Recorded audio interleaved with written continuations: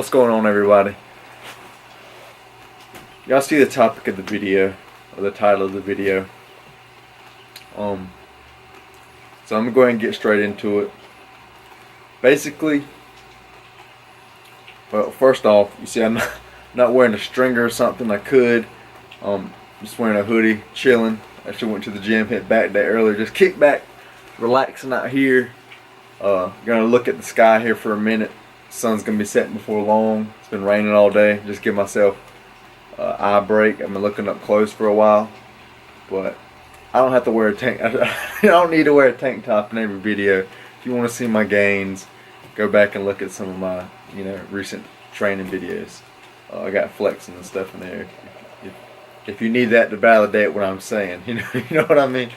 So anyway, we're gonna get into it.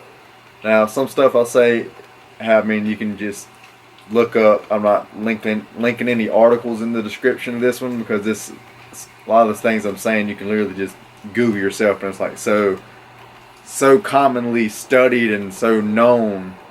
Like, I don't need to cite one specific article, because it's basically it's set. Everybody accepts it now who looks at any kind of bodybuilding science and stuff, basically. So anyway, but what's the best frequency? If you don't know what frequency is, it's just how often are you training a certain body part, basically in a week. So what's the best frequency for that, for gaining muscle? One, if you're bodybuilding, you're on my channel, that's what I mainly do, is bodybuilding. I don't really care about strength, other than the fact that strength and muscle building are correlated pretty close together. So I care about it in that aspect, but I'm not going to the gym specifically to get strong, you know what I mean? But I do want to get stronger in the certain rep ranges I train, because I know that's going to lead to muscle gain. But what's the optimal frequency? Well, basically, the more often you can hit a muscle and elicit protein synthesis, which basically go very close to failure or completely to failure, to ensure that you're stimulating your muscle enough. And basically so it's to say, I'm just using an example. You hit back, okay, whatever. Like today, did some rows, some rope face pulls, some other stuff, some other accessory stuff, some neck work. But so you go train your back, okay. Let's just say you do 2 sets of rows. Okay, now I've stimulated, because I basically, the first set was pretty close to failure. My second set was to complete failure, like form wise. I even did like a half rep, with perfect failure, and I couldn't get any more. Like, I couldn't get all the way up on the row with perfect form anymore. So that's failure, technical failure, or with perfect form failure. That's how I like to train to failure. It's safe, and you get, you make sure you're stimulating your muscles like crazy. So, it's not as comfortable as I thought it would have. Had my feet up on the bench here. On this bench, I thought it was a little more comfortable, but I'm just gonna run with it for the video. So you want to just say, okay, I stimulated my muscle enough for sure. Or if I was just doing 1 set, I'd go in there, I'd go to complete failure with it. That way, if you're just doing 1 set, you need to go to complete failure for sure. I'll pop this video up. I did, actually, yesterday I believe I uploaded it. Should you be training to failure or not? Bodybuilding 101, should you be training to failure or not? So I'll pop that up. Anyway, if you're doing 1 set, for sure be going to failure. But if you're doing multiple, you can go to failure in every single one. It just depends. It just depends. Like, I have a certain rep goal. So like I said, the first set I didn't go to complete failure, but I was pretty close to it. And the second one was basically to failure. Curls are real. The curls are real. Shaved up the face today. Not gonna be too much longer. The fat's coming on from the bulk. I'm on like week 25 or 26, so won't be too long. I'll actually be rocking the beard to cover up the double chin action. But anyway, stimulate your muscles, right? So you stimulate your muscles on back. I need to keep getting off topic here. So anyway, you go to the gym, you stimulate your muscles enough to elicit muscle protein synthesis, which is the process of which your body is going back in and rebuilding your muscles up. repairing itself, growing and bigger and stronger, so you can come back next time and do more, be more efficient at the movement. So once you go and stimulate your muscles enough, the more often you can do that, the better for you. So if you can hit your muscles, I'm just using the numbers here, like I used to do every 7th or 8th day, well, you're better off doing it every 6th day is better than doing it every 7th day. Hitting them every 5th day is better than every 6th day, and so on and so forth. So obviously all the way down to maybe like every day, I wouldn't necessarily condone that, but again, what I'll allude to in a second, it depends what how much volume you're doing, how close to failure you're going. If you're doing something every day, I don't think you should be going anywhere close to failure. You're gonna start getting some overuse injuries like tendonitis and whatnot. Like I've seen people do squat every day, and that's what I've seen. They said they don't go anywhere close to failure at all. But I wouldn't say do something every day. At least if you want to do the most like super frequent, I would say every other day. Now, so that's been shown scientifically. Basically, the more frequency you can hit your muscles, like it was shown, like I was saying, every 7th day. Let's just say 8th day to keep it, or just use two numbers that they're basically even, like 6th day.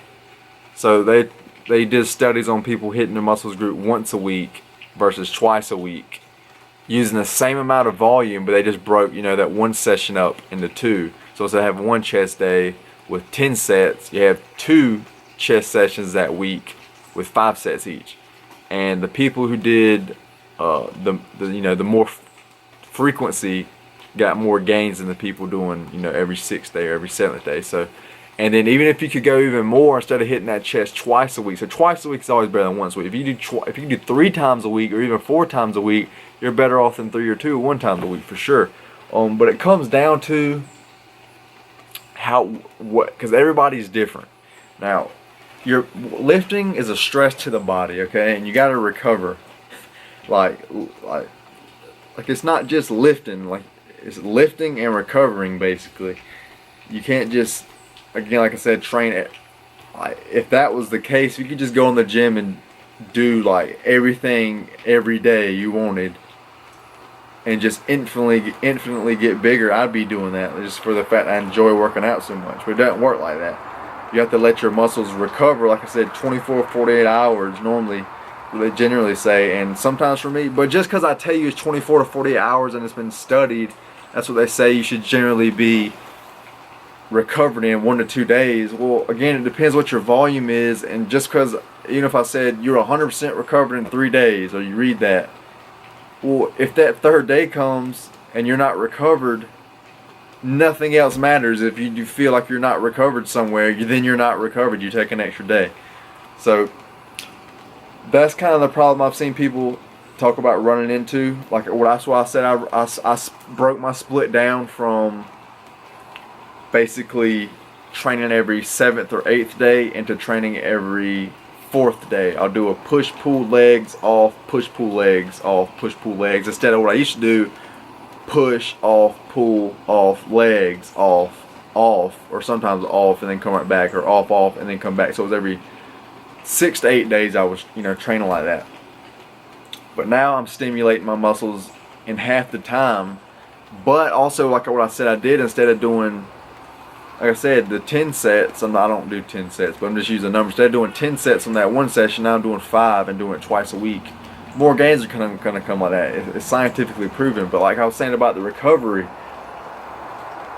it's all about what you can recover from. Because what I see other people do, I think I do pretty low volume, but that's just how my body reacts to how I train, and it just needs a certain, I started out with so much training volume when I first started lifting. I was like, if I would do that now, I'd have to take so much more time off. Like I got like tendonitis and stuff from back in the day, like because I was doing so much and I didn't know, and I was just ignorant and wouldn't listen to my body about recovering, and eventually had some tendonitis and had to stop lifting for a couple months. And you don't want to run into that because it sucks. It really sucks. So basically, find out what you can recover from in a week, basically. Now, if you already know that, like just say every 7th or 8th day, what you can recover from, I'm just using numbers. Just say if you're doing 6 sets a week, once a week you're training everything, just 6 sets, just using numbers for the example. Okay, well, you know that you can recover from that. Well, from there, break it down into, let's just use 8. So, because I'm gonna break it down even more. But just say you can do 8. Okay, well now you need to start breaking it down into 2 sessions of 4 reps each, sets each. Training the muscles, let's say every 4th day, like I'm talking about, like I do. Now, I've even thought of, because I've heard people back in the day, like old school bodybuilders, always advocate every other day. And I've tried that, and I ran into some tendonitis type problems where, because generally for me, my forearms are the things that recover the slowest. It's just because I use them the most, not only lifting, but outside of lifting with my job and just daily activities. So that's normally the thing that I have to wait for. Like my chest will be recovered, but it's like, okay, or my back will be recovered, but it's like, gotta wait for my forearms to recover. So basically, see, I can go back because now I figured out what I can handle for 4 days. So now what I would need to handle for every 2 days, which would be every other day lifting, would be half of what I'm doing in my training sessions now. So I have that number, and for like 1 or 2 days it would be, because right now I only do 2 sets on, like per exercise on 2 out of the 4 training sessions I do. So now if I would take it every other day, which I may experiment with later, but as of now, this works the best with my lifestyle and my work and other things like that. So you always got to take that into factor too. So I was saying earlier, it's a stress on your body, so you can't just say, I mean you can, but you're going to run into problems like I did. You're going to have injuries and you're going to have setbacks and you're going to stop lifting for a long period of time, and it's not fun. It sucks when you can't do something you really want to do and you love doing it and you enjoy doing it and you can't do it.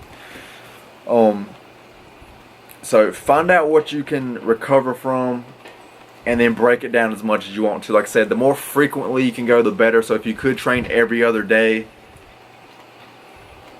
that's the best option for you. So figure out what you can recover from, for training, like just say Monday, off Tuesday, Wednesday, off Thursday, training Friday, off Saturday, Sunday, training Tuesday, Thursday, Sunday that week. No, Tuesday, Thursday, Saturday that week, and then you start back over with Monday, Wednesday, Friday, Sunday, then repeat Tuesday, Thursday, Saturday, and then keep repeating that. But again, other factors you have to take into account. It's not just the gym is only stress on your body. How much you are sleeping, it affects your recovery. How much you're sleeping, the quality and the quantity of your sleep affect that. And not just eating, like how healthy your foods are, but also how many calories are you giving your body and the nutrients. What kind of stress do you have, like with your family, or just relationship stress, or just daily stress in general with your job. And I mean all these things, it's like a picture of stress, and like all these things like pour into this jug, you know what I'm saying? And like over time it drains for recovery. But like if you're constantly pouring in this stress, you know what I'm saying, you have to take days off to let the stress drain away. And then, you know what I'm saying, you want to get all the external stuff that that need to stress you, try to minimize those as much as you can, like stress other people or daily negative stuff that stresses you. You want to have those stuff like meditation, like de-stresses you, like long walks and stuff like that de-stresses you. There's like herbs and stuff that more soothing and calming to your nervous system. Things like that you want to try to do as well to get back in the gym more often. So really, sum this video up. What's the best training frequency for maximum gains, muscle gains, and strength gains as well? Well, it's basically training as frequently as you possibly can. And everybody's different, so I can't say it's going to be exactly, okay, 2 days for you, you need to be training every 3 days. You probably need to be training by every 5th day. No, you need to be doing every 2.5 days. You know what I'm saying? Like, you got to figure out your own body. Like I said, well, I think I kind of do low volume.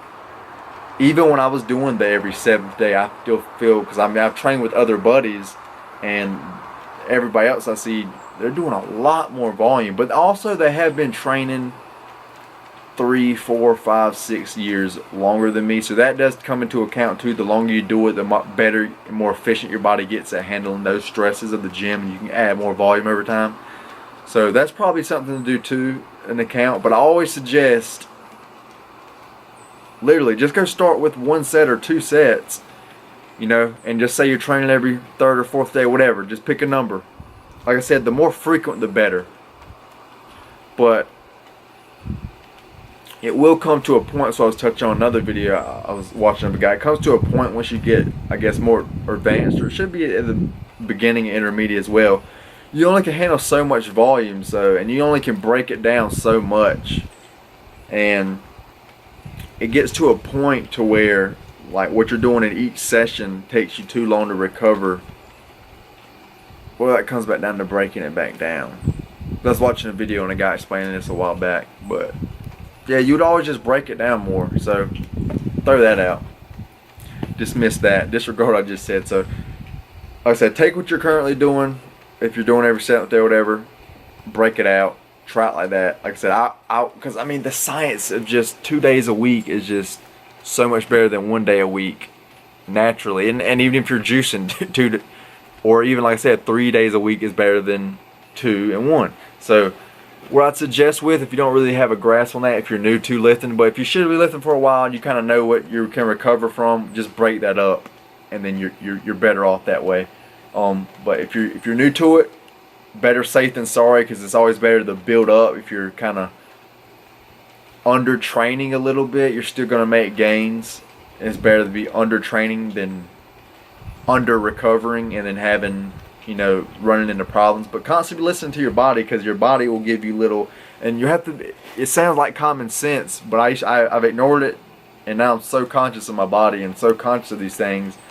I'm on top of them, and I take extra days off here and there to make sure they don't become a problem, because they'll creep up on you like a little pain here and there. Like I used to have little pains, smallest, little slightest pains throughout the day. Like it might just be today, little pain, like one little pain that day.